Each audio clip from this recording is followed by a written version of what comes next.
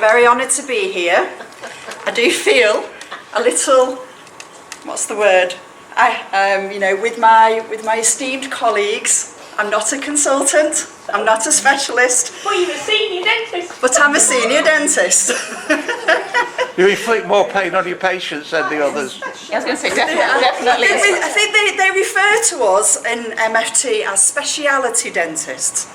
Well, you're still a specialist. I wouldn't be able to do it. But we're not allowed to use the specialist title as far as the General Dental Council say. Special. So, I'm going to have a quick chat with you today about the dental considerations for individuals with CFC, Costellos and Noonans. And I thought, teeth, they're not always that interesting, so how can I make this subject a little bit more interesting for you? And also, hopefully give my fellow colleagues a little bit of information, but give the families that have come here today a little bit of information. So I thought I'd talk about birth to adulthood and look at the early years, the middle years, and then the latter years. Okay, so some of my next slides have already been covered. Hopefully it might come up in a minute.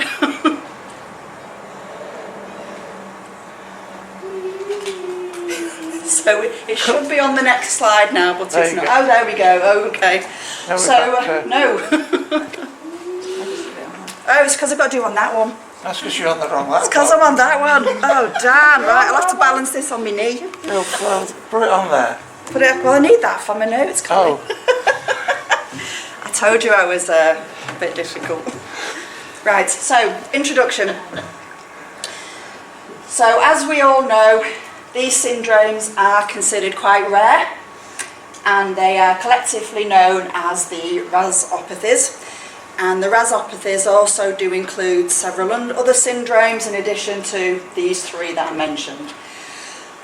They are caused by mutations in the RAS signalling pathway, and this pathway is known to play a central role in craniofacial and dental development, as well as dermatological, GI, ocular, cardiac, neurological and others. So anomalies can occur in those also. So a bit of a dental introduction. So there are typically shared characteristics of the cranial features and medical problems. Some of the features are common for all of the three syndromes, while others are predominantly associated with one of the particular RASopathies. For example, CFC and Noonan individuals, from my research, tend to have similar cardiac issues, whilst hematological issues are mainly associated with Noonans. Specific dental issues are also common across the board. Due to the rarity of these syndromes, regular dental teams, so your high street type dentists, may not have detailed knowledge or experience in the dental management of looking after individuals with the RASopathies. As such, more specialised dental teams such as the Community Dental Service, which is where I'm based, paediatric dental specialists, or special care dentists may be better suited. So for those of you that aren't aware of the structure of dentistry in the NHS, we tend to have the NHS dentists that are the high street dentists that you just go to, ask for an appointment, they provide you treatment and you pay for your treatment, if you can find a dentist at the moment. And they're like our GP type service. Then you have the community dental services. So the community dental services have various layers of specialism that work within them. They do a lot of other things as well as looking after patients. We're involved in teaching, and sometimes we get involved in research projects. We look after predominantly individuals that would find accessing a high street dentist difficult. So we see such a wide variety of patients. Within our service, So within community dental services now, we are getting more paediatric dental specialists that usually look after the age range of 0 to 16, and then special care dentists, which look after individuals from 16 plus. Previously, these specialists were mainly in hospital environments. Some still are, but there are more coming into community dental services. So that hopefully what that means is you can access dental care closer to where you live in a more, in a less formal setting, which might suit some individuals and some families. And the interesting thing for me was, when I did a literature search about specific dental issues, there was not very much there, and mainly a lot of the papers that were found were individual case reports and their individual management. And I think this is reflective of the rarity of these syndromes. So my aims today, I wanted to just briefly outline the common medical issues that can affect these individuals. I am in no way an expert on those medical issues, so I think a lot of it might have been covered already. I wanted to give an overview of the common dental issues that can occur throughout the various stages of life. And I wanted to explain how these issues can impact daily living, and also just give a bit of a brief insight into how regular dental care and the dental team can help and support you. So in the next slides, as stated previously, some of the medical and dental issues discussed may affect all of the RASopathies, or just some, but I haven't differentiated between them.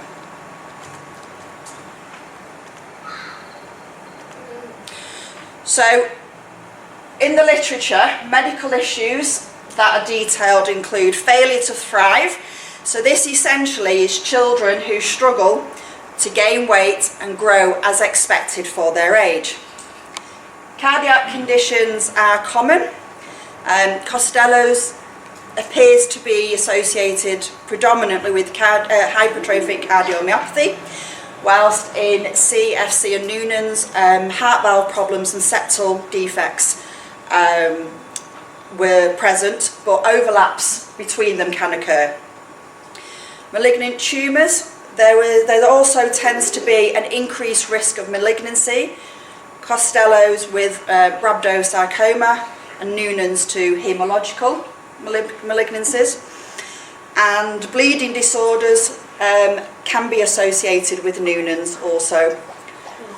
Neurological abnormalities such as developmental delay and learning difficulties can occur, and the most common skin abnormality was the papilloma, which has already been mentioned, which are non-cancerous skin growths, and these can occur around the lips and on the vocal cords in addition to other areas. Problems with feeding was highlighted on a regular basis, and feeding problems can lead to nutritional deficiencies that can have oral presentations. So all of these medical issues can impact the oral environment and affect how dental care is provided. So just looking at the 0 to 5 years, so during this age, the primary teeth or the baby teeth are starting to erupt. It's usually from about the age of 6 months, and again usually completed around the age of 3 years. But there are variations. There has been children born with baby teeth. Some children are still waiting on their last baby teeth at the age of 4. So problems with eruption has been suggested in the literature for these individuals, and this includes delayed eruption of one, some or all of the primary teeth. Teeth can also be missing entirely, although this does tend to be quite rare with baby teeth in the primary dentition. So changes in the sequence of eruption can happen. So for instance, the normal pattern of eruption for the baby teeth are the lower front teeth, then the upper front teeth, and then the lower teeth beside the front ones, followed by their counterparts in the upper. So after the 4 teeth on the top and 4 teeth on the bottom are present, the sequence of eruption seems to skip the next tooth, which is the baby fang, the baby canine, and the molars come through. So even if we do have delayed eruption, as long as the sequence, the pattern sequence, is still the same, we don't tend to be as concerned. We will just monitor what's going on.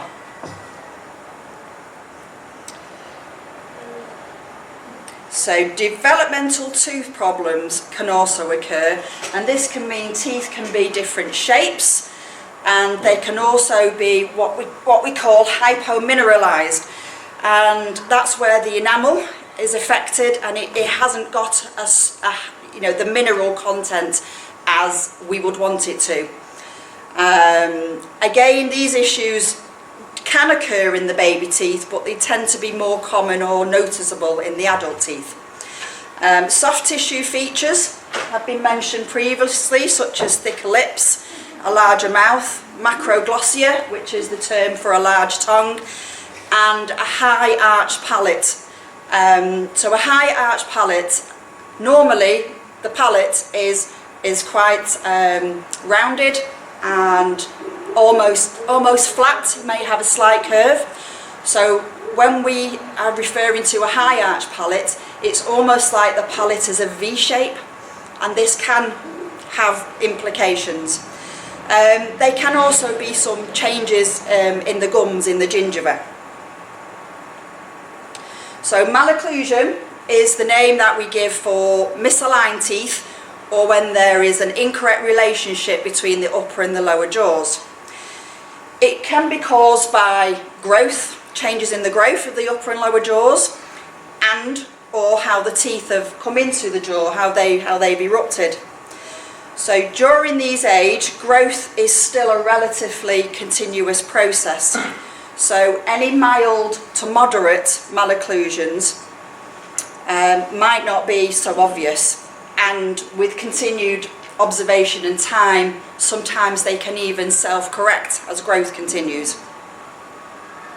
So however, any severe degree of malocclusion noted during these early years usually will continue into adolescence.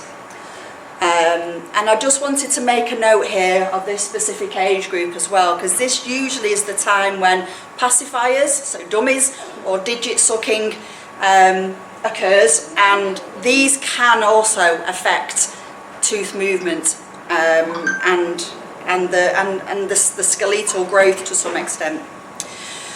So speech difficulties may start to become more noticeable. So the soft tissue changes in the jaw and the tooth positions all affect speech, particularly the tongue position, the tongue size, the lip position, the shape of the palate, and the number and position of teeth. And with swallowing, this can be a neurological problem, but it also can be related to the tongue size and the inability to put the lips together to create what we call an oral seal. Some individuals might have been assessed as having an unsafe swallow, so they may be receiving fluids, nutrition via a feeding tube, and it is known that individuals who take very little oral food or fluid often have an increased risk of tartar, calculus build-up. And I have, from personal experience, I have had some discussions with parents, not suffering from the RASopathies, but in general, where if their child doesn't take any oral food or drink, they don't understand why toothbrushing is still important. So their child cries when they brush, they don't like it, so they don't do it because they don't see the rationale for it. But calculus and poor oral hygiene has been shown to have quite an association to repeated chest infections and increased episodes of aspiration pneumonia. So it's still really important. Oral care and dental visits can also be more challenging during this age because we term it as the pre-cooperative age. So children may resist oral care, so they may not want you to brush their teeth, they may try to bite you, they may refuse to open, they may cry, they may be wary of coming to the dentist and the dental environment and seeing a different, health professional. And they also do have a limited understanding of what's going on and what's expected of them. Often at this age, they cannot tolerate dental treatment, any dental interventions such as fillings or extractions safely in the dental chair whilst they are awake. And if during this age group, if individuals need dental care, we often have to make referrals into the hospital dental services. So as such, regular dental visits are recommended from 6 months of age or as soon as you can see the teeth. So as soon as, the sooner you can get your child to have regular dental visits so that they get used to the environment, and dentists can support parents with dietary sugar control and regular effective toothbrushing is very important. So from 5 years to adulthood, things change a little bit. So during this age, from approximately the age of 6, the baby teeth start to fall out, and then there's a pattern of baby teeth falling out, adult teeth coming through, until about the age of 13. And then everything stops for a while, and then the wisdom teeth usually come through from the ages of 18 to 21.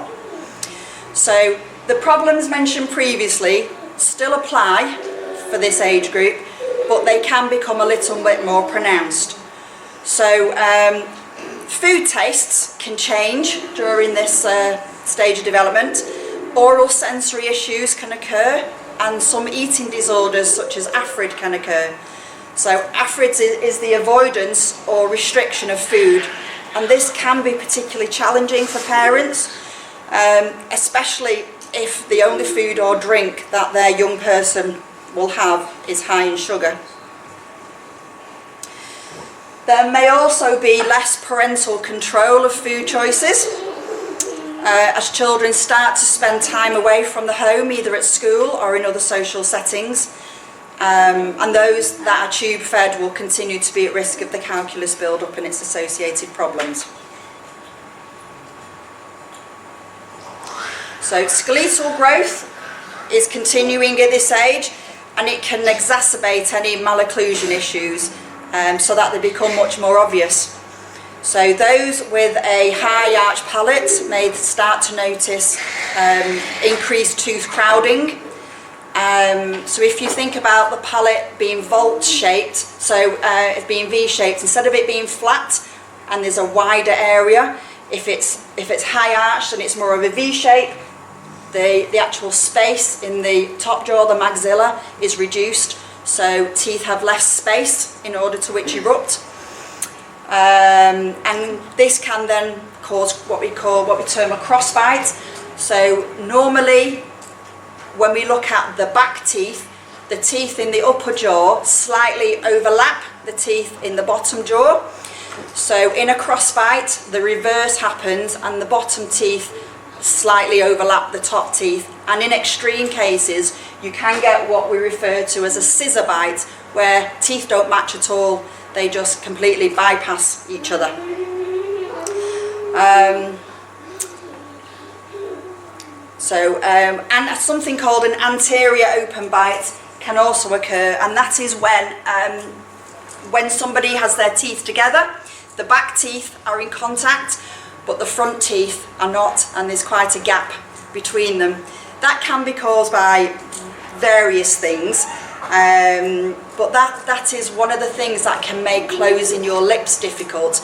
So if you imagine swallowing with your mouth open and how tricky that can be, if you can't, because part of swallowing is being able to create this anterior seal. It also, an anterior open bite can cause drying of the gums because you'll predominantly be mouth breathing, and then this can in turn cause gum problems and halitosis or smelly breath. So missing teeth, misshaped teeth and delayed eruption are often more noticeable in the adult dentition. The teeth most frequently missing tend to be the wisdom teeth, but the next ones along are what we refer to as the lateral incisors, which are the two teeth that sit next door to the front ones. So these are very noticeable if they're not present, especially when someone is smiling. They are also the most often misshaped teeth, and when I talk about misshaped teeth, it usually refers to a smaller tooth or one that has a conical appearance, so like a little thimble or a little triangle shape. So during this age range, we tend to become a little bit more aware of how we look, our aesthetics, and in addition to the malocclusion issues mentioned, teeth that are hypomineralized, so they don't have as much mineral content, they can present with unsightly marks on the fronts of them, and this can range from minimal white flecks to obvious brown discolorations. These teeth can also be pitted, and because they have less mineral content, they tend to be more chalky and they can fracture, and we refer to this as non-decay enamel breakdown. So they can wear down much faster than normal and be much more crumbly. And this all happens without any decay. On top of that, they are also at an increase of developing decay. So even if you've done everything you can and there's no decay in the child's mouth, if you have these hypomineralized teeth, you can still get what we term cavities, but they're not decay cavities, they're just the post-eruptive breakdown. If decay does occur in these hypomineralized teeth, it is often very severe and progresses very quickly. These teeth also tend to be quite sensitive, so toothbrushing can be a problem. Even the action of the bristles pressing against the teeth can cause discomfort, as can hot and cold food. The risk of developing dental decay in this age group tends to increase because they might be on regular medications, and not all medications are sugar-free, unfortunately. They might need to have some nutritional supplements, and most of these are quite high in sugar. And then we've got the other issues that I've mentioned with oral hypersensitivity, so some individuals don't like their mouth area to be touched, and then we have the AFRID, which means the food intake or the food choices are very restricted. And again, we will, at this age group, we're making more choices for ourselves. We're expressing our own likes and dislikes, so that can play a role. So moving on to periodontal issues or gum problems, in these individuals, they can suffer from sensitive gums, from friable gums, and something that we call gingival hyperplasia. So gingival hyperplasia is where the gums appear swollen and enlarged. It also can be a side effect of some medications, so particularly those medications used to treat epilepsy. But in the literature that I've read, it can also occur in the absence of any medications and be related to the fibroblast function in the gums, which is changed by the RAS pathway. So all of these gum problems can make toothbrushing challenging, and often a vicious cycle can occur, whereby the gums or the mouth is sore or the gums are bleeding, which makes you want to brush less, but by brushing less you often make the problems worse. than it was with the original problem. Young people might also want to start managing their own oral health at this age, which can mean that previously, excellent oral hygiene dips slightly, and it can be a source of frustration to some parents as well, because the child is now wanting to be more autonomous. So once all the adult teeth have erupted, so usually by the age of 13 or sometimes slightly before, this is when we tend to complete a full orthodontic assessment. There are certain things that we look out for before this age, but the main orthodontic assessment will be around this age. Some of the malocclusions may be suitable for appliances, for braces, but some, particularly those that are related to skeletal problems to the bone, may be quite complicated, and they may need the input of the MaxFax team as well as the orthodontic team. So in England, orthodontic treatment is available to all if certain criteria is met. However, it should be noted that some individuals do find the process of braces, having them applied, having them tightened, and then, as I mentioned, let me just go back. And then having them, and the length of time you have to wear them can challenging, so they might not be able to cope. And sometimes we do agree that no treatment and accepting the malocclusion is the preferable option. So just having realistic expectations and realistic outcomes from the outset is very important. At this age, some young people will be able to tolerate some types of dental treatment, but it very much will depend upon the individual themselves, their medical problems, their level of cooperation, and the complexity of the procedure. At this age group, we do sometimes use some anxiety management to help them access dental treatment, and this can be non-pharmacological or pharmacological. So moving into adulthood. So once adulthood has reached, growth normally ceases, so any malocclusion present will usually stay relatively static. So from this age, maintenance is the focus of dental care, maintenance of healthy gums and teeth. So we hope that at this age, the practices, we've installed really good practices in the early years, and they continue as we grow. Adults may want to manage their own oral health, or they may require assistance from family or support workers.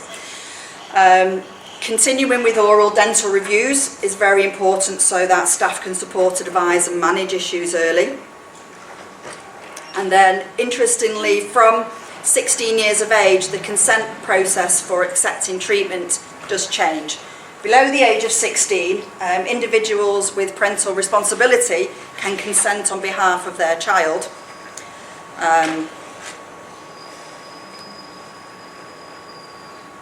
But after this, after 16 years, the young person is given the opportunity, if they're able to make the decisions and consent for themselves.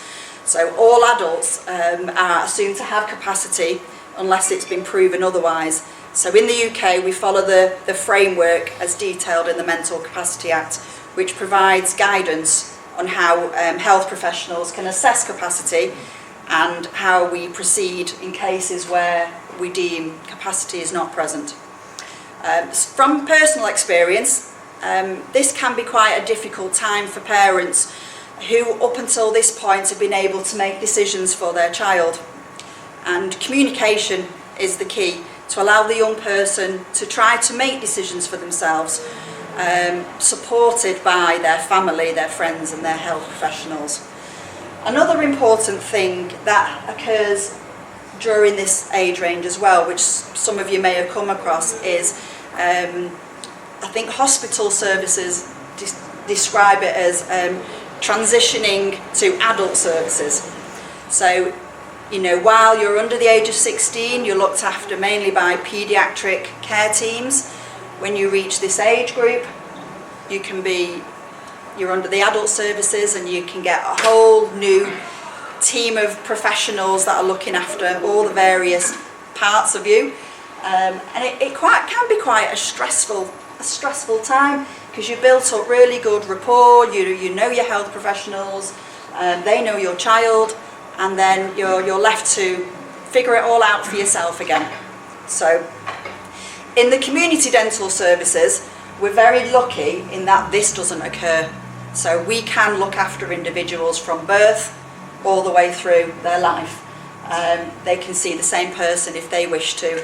And with the introduction of having more specialists working in the community services, such as the special care teams and the paediatric teams, we still have the expertise of those services if we need them. So during this age as well, we might be looking at more complicated dental work. So we might be looking at root canals, extractions, dentures, implants, crowns and bridges. So no treatment is absolutely contraindicated, but there may be times when multidisciplinary team working is needed. For example, those with cardiac issues may need something called antibiotic prophylaxis for any dental procedures that cause bleeding. Those with bleeding disorders may need a haematology plan if they're again having extractions or gum work, and we might need to make referrals to other dental specialities such as endodontics, who do the root fillings, or oral surgeons if there's any difficult extractions planned.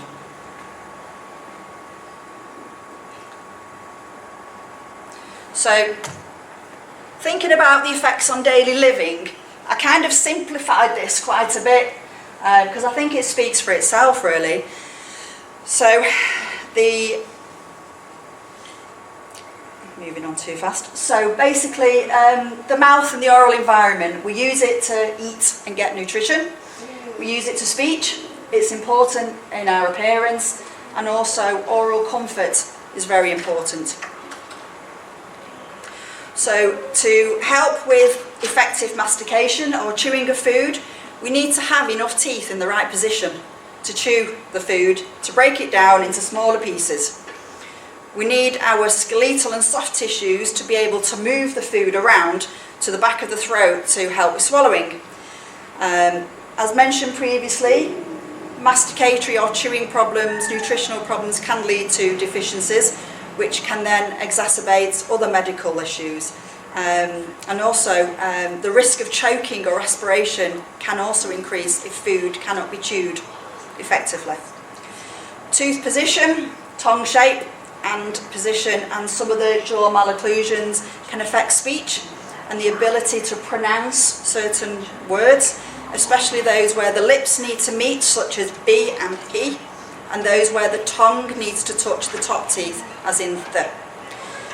Appearance is affected by malocclusion, by missing teeth, misshaped teeth, and the problems with hypomineralization as mentioned, and discomfort from painful teeth and gums can cause considerable distress, and this can affect eating, drinking, sleeping and behaviour. So how can the dental team help? We can help in lots of ways, and I could have gone on and on for days when I was writing this slide. So first of all, we can help with prevention. We can give information about how to prevent dental disease from starting in the first place. We can discuss what toothpaste might be best for your child. There is so many different types of toothpaste available. There can be flavoured toothpastes, non-flavoured toothpastes, toothpaste that foam, toothpaste that don't foam. There can be high fluoride toothpaste. There can be other types of toothpaste that are specifically designed for hypomineralized teeth. We can also give you advice on toothbrushing and about manual toothbrushes or electric toothbrushes, or you know, or the 3-headed toothbrushes, or these new toothbrushes that we call the 360 ones, or interdental brushes. There's so much information out there which can be very confusing. We can discuss different techniques for helping you brush your young person's teeth, so that we can try to find the one that works best for you and your young person, because it's not one rule doesn't fit all, and we have lots of different techniques that we can help with. We can advise about dietary sugars and safe drinks, and we are very non-judgmental. We know that it's difficult. We know that, you know, people have treats, people drink sugary drinks, we do ourselves, but it's all about minimising the harm that they can do. And so we can talk about, you know, minimising, we can talk about what drinks are safe and how we can minimise the harm from those where you can't, you know, they must have certain things. So for instance, the nutritional supplement, or in AFRID cases. We can provide information and demonstrate about the use of aids that can help. So for instance, one of the ones that I find most parents love is called a finger guard, and it stops you getting bitten.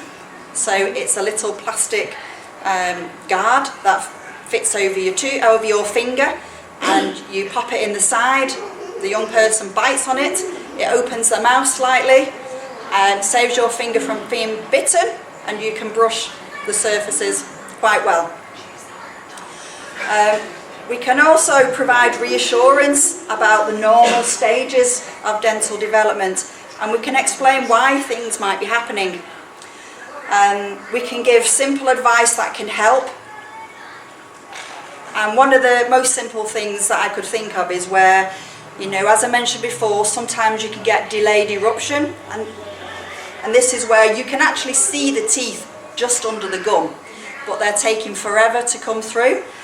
And just simply by massaging the gums or brushing the gums over the top of the teeth, that can help to stimulate eruption of these teeth. So we can provide early interventive treatments, such as topical fluorides in various forms on a regular basis, or what we call fissure sealants, which are little coatings that are put onto the biting surfaces of the back teeth, and we can use them either to help prevent decay from occurring or to stabilise early decay, so preventing a conventional filling from being needed. And I think this next one is really important. We can promote early positive dental experiences. We can make dental visits fun and less scary.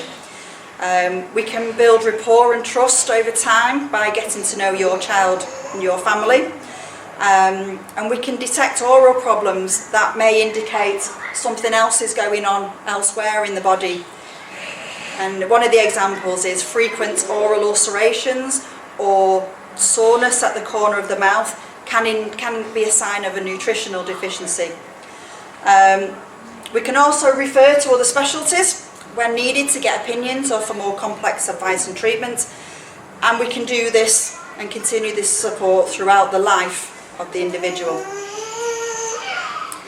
So just to summarise, so certain dental and oral features are more common in individuals with the RASopathies. The mouth is important for nutrition, speech, aesthetics and comfort. The dental team can be a source of support, advice and timely intervention, and prevention of dental disease and maintenance of good oral hygiene is paramount from an early age. And I just wanted to leave with a final note to say that there are some things that we have no control or limited control over, but dental decay is an entirely preventable problem. And it can have such a profound effect on a person's quality of life and comfort. So if we can prevent it from happening in the first place, then I think that would be a fabulous thing. And thank you everybody for listening to me.